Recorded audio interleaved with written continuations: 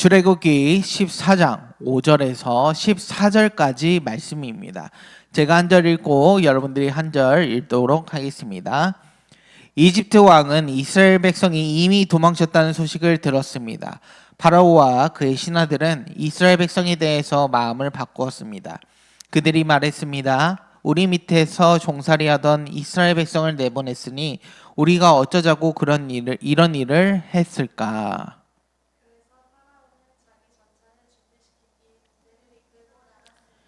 그는 또 특별히 고른 전차 600대와 이집트의 다른 전차들을 거느리고 나갔습니다. 각 전차마다 장교들이 타고 있었습니다.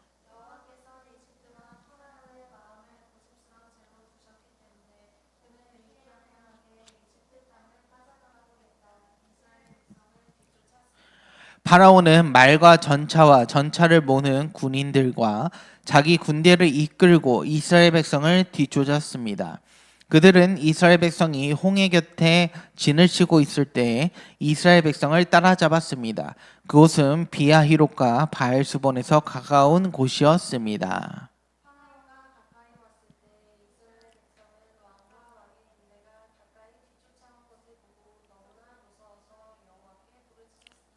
이스라엘 백성이 모세에게 말했습니다. 이집트에 무덤이 없어서 우리를 이 광야로 끌어내어 죽이려는 거요. 왜 우리를 이집트에서 데리고 나왔소?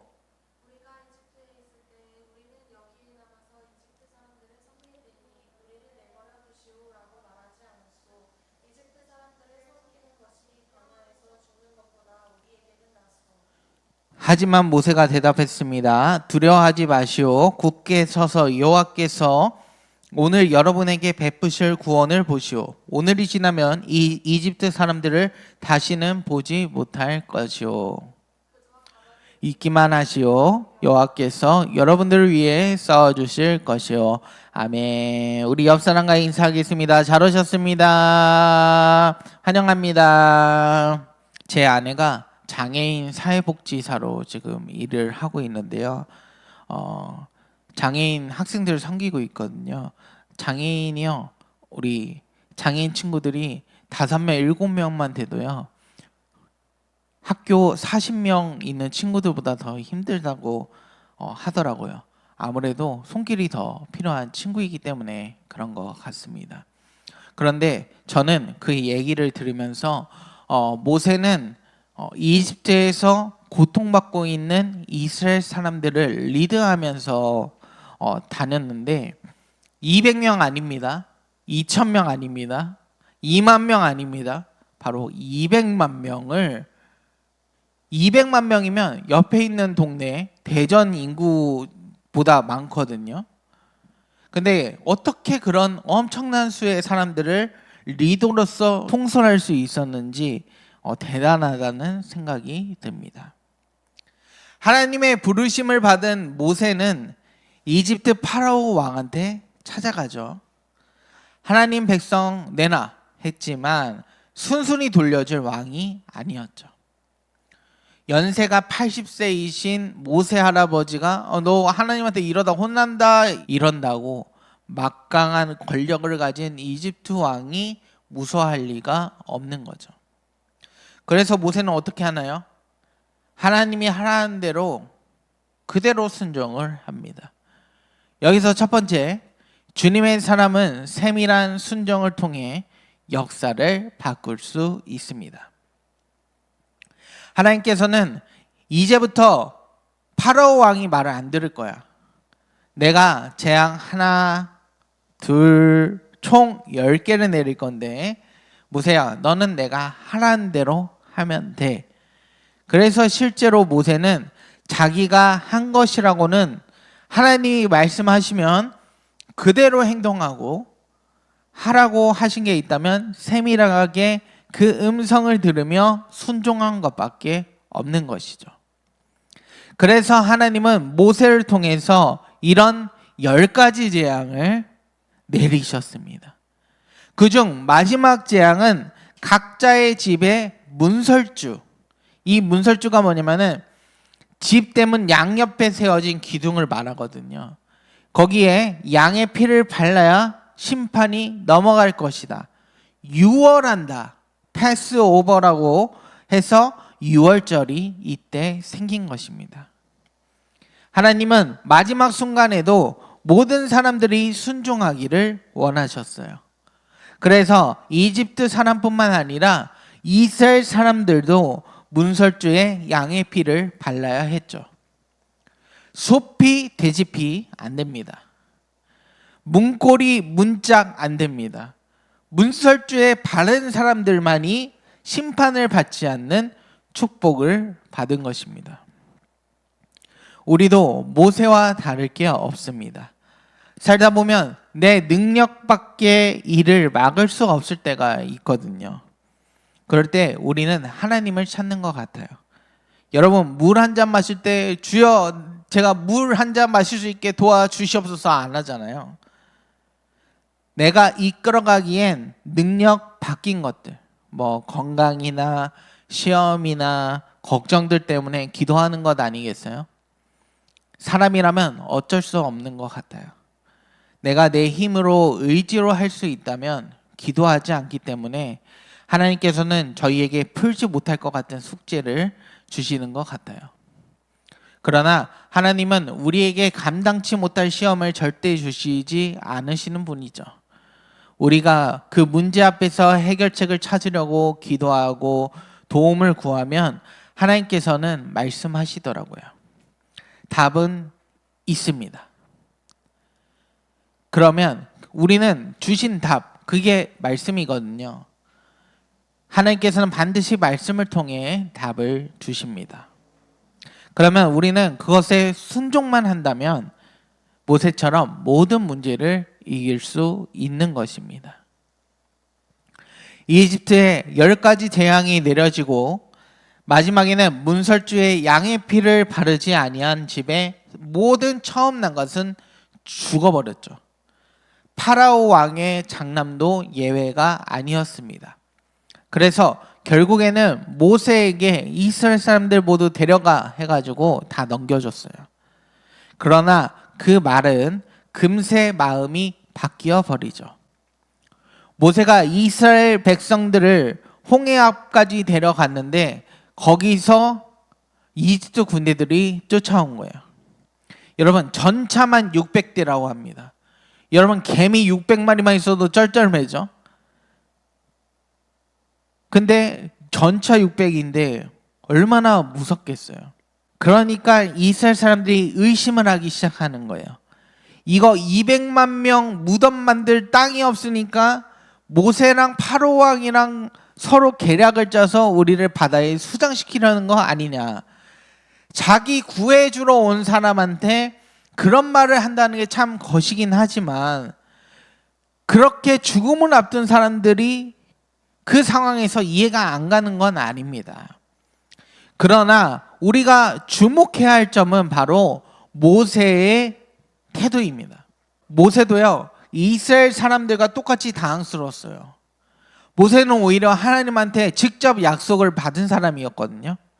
그런데 앞에는 홍해로 막고 뒤는 이집트 군대가 오고 이때 모세가 잘한 것이 뭐냐? 바로 하나님에 대한 태도였던 겁니다. 여기서 두 번째, 주님의 사람은 모세처럼 하나님을 무조건 신뢰해야 합니다. 우리 13절 같이 읽어볼까요? 시작. 하지만 모세가 대답했습니다. 두려워하지 마시오. 굳게 서서 여호와께서 오늘 여러분에게 구원을 보시오. 오늘이 지나면 이 이집트 사람들을 다시 보지 않게 될 거지요. 그저 가만히 있기만 하시오. 여호와께서 여러분들을 위해 싸워주실 것이요.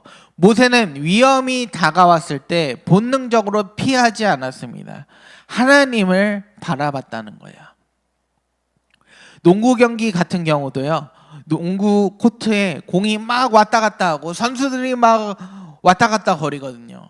그때 농구 선수들이 정신없는 와중에도 봐야 하는 것이 바로 감독입니다. 감독의 지시, 표정, 사인을 보면서 농구 경기에 임해야 되거든요. 왜 그러겠어요? 감독은 경기의 전체를 보고 있기 때문입니다. 선수는 자기 앞 상황만 알고 있지, 볼 수 있지, 절대로 감동만큼은 볼 수가 없습니다. 모세도 그걸 안 거예요. 지금 앞에 있는 상황은 이해가 안 가는 상황일지라도 하나님만은 전체적인 상황을 아시니까 하나님을 전적으로 신뢰한 것입니다. 우리도 모세처럼 눈앞에 많은 상황들이 벌어지죠. 정말 이 사건 날아다니고 저 사건 터지고 정말 정신없을 때도 있습니다. 그럴 때 우리가 봐야 하는 분은 바로 우리의 감독이신 하나님이십니다. 근데 그 하나님이 누구세요? 바로 승리의 하나님이시라는 거예요. 언제나 승리하시는 하나님이십니다. 우리가 승리하고 싶다면 그 승리의 하나님이 무엇을 바라시는지, 무엇을 말씀하고 계신지, 지시하고 계신지, 인도하시는지 그것을 바라보는 것이 중요하다고 생각합니다. 그리고 그 하나님을 전적으로 신뢰하는 것이 정말 중요합니다. 우리가 종종 실패하거나 실수를 하는 것은 하나님의 말씀을 의심하기 때문이거든요. 마가복음 11장 23절에는 마음속에 아무 의심 없이 말한 대로 될 줄 믿으면 그대로 이루어질 것이다 라고 말씀하고 계세요. 모세는 마음속에 아무 의심 없이 하나님이 말씀하신 대로 될 줄 믿었기 때문에 이스라엘 사람들한테 그렇게 말할 수가 있었던 거예요. 가만히 보세요. 하나님이 해결할 것입니다. 그만큼 하나님을 신뢰한 거죠. 그러니까 뭐가 이루어집니까? 이루어질 수 없을 것 같았던 200만 명의 이스라엘 사람들을 4대 문명의 강대국인 이집트에서 구출할 수 있었고 그 엄청난 홍해를 건널 수가 있었던 것입니다. 그 모세가 하나님을 전적으로 신뢰한 결과 홍해 바다가 열리게 되는 홍해의 기적을 보게 된 것입니다. 모세는 그렇게 홍해 사건을 통해서 이스라엘 사람들을 구해내고 하나님이 약속하신 가나안 땅을 향해 가게 됩니다. 이것도 가나안을 향한 여행이라면 여행이겠는데 여행이라는 것이 같이 가게 되면 즐겁지만 의견이 조금만 삐끗하면 그 여행은 아주 최악의 여행이 되거든요. 홍해에서 가나안까지 사실 40일이면 갑니다. 여기 고센에서 가나안까지요 40일 이내에 갈 수가 있거든요. 그러나 이스라엘 사람들이 비난, 불만, 불평, 원망이 장난 아니었나 봐요. 하나님이 너네 가나안까지 가려면 40년 걸릴 것이다 하셨는데도 그래도 비난, 불평, 원망이 끝나지가 않는 거예요. 먹을 것이 없다고 불평하고 물 달라고 짜증내고 음식 주면 왜 같은 메뉴만 주냐고 하고 모세가 리더로서 자질이 없다고 막 뭐라 그러고 리더는 가만히 있는데 막 돌격 앞으로 하다가 다 죽어버리고 쿠데타 일어나고 여러분 제가 지금 짧게 말했는데도 되게 골치가 아프죠. 그런데 여러분 모세는요 이걸 40년 동안 늘 봤던 모습들이에요. 그러나 모세는 주님의 사람으로서 다른 태도를 보였습니다. 마지막 세 번째, 주님의 사람은 모세처럼 모든 것을 품는 사람이 되어야 합니다. 여러분도 각 사회에서 어떤 공동체에서 리더의 역할을 하고 계실 거예요. 그러면 덜 얘기, 불평들이 다 들려옵니다. 그럴 때는 모세처럼 한번 해보기를 추천드려요.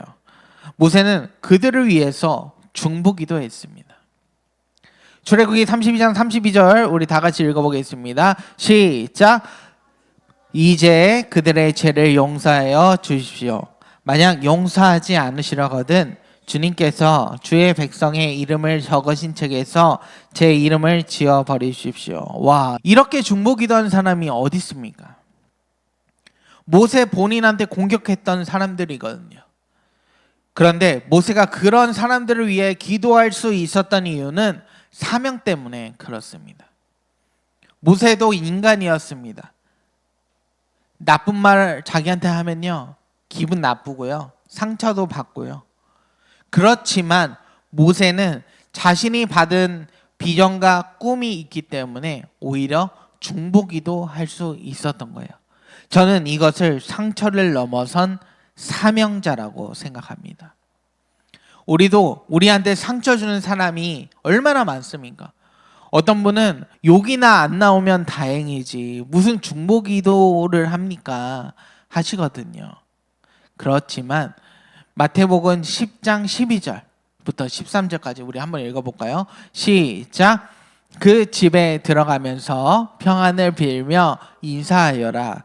만일 그 집이 평안을 받을 만하면 너희가 빌어준 평안이 거기에 머물게 하고 평안을 받을 만하지 않다면 다시 그 평안이 너희에게 돌아갈 것이다.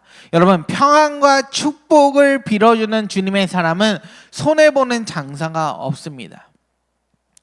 평안 축복을 그 사람이 빌어서 그 사람이 받으면 좋은 것이고, 안 받겠다고 하면 그 평안이 나에게 온다고 하니 개인적으로도 나에게 좋은 거예요. 뿐만 아니라 우리에게는 하나님이 주신 소망, 희망, 꿈, 비전이 있잖아요. 그 축복을 바라봤을 때 지금 날 욕하고 비난하고 험담하는 악어들이랑 지금 실갱이할 필요도 없고 그럴 시간도 없는 거예요. 더 큰 것을 바라보고 있다면 작은 것 때문에 지체할 필요가 없는 것입니다.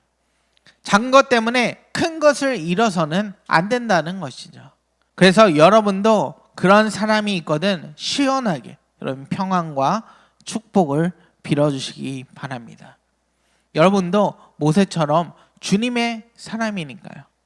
작은 실갱이, 다툼, 미움, 분노 때문에 여러분의 비전을 놓쳐버리는 실수가 없는 여러분 축복의 사람이 됐으면 좋겠습니다. 그래서 모세에 대해서는 정말 할 얘기가 많지만 여러분 오늘 모세를 통해서 우리가 진정한 주님의 사람이 되기 원한다면 첫 번째, 주님의 사람은 세밀한 순종을 통해 역사를 바꿀 수 있다는 것. 두 번째, 주님의 사람은 모세처럼 하나님을 무조건 신뢰해야 된다는 것. 세 번째, 주님의 사람은 모든 것을 품는 사람이 되어야 한다는 것입니다. 여러분도 모세처럼 이 시대에 주님의 사람으로서 이렇게 귀하게 쓰임받는 모두가 되기를 축복합니다.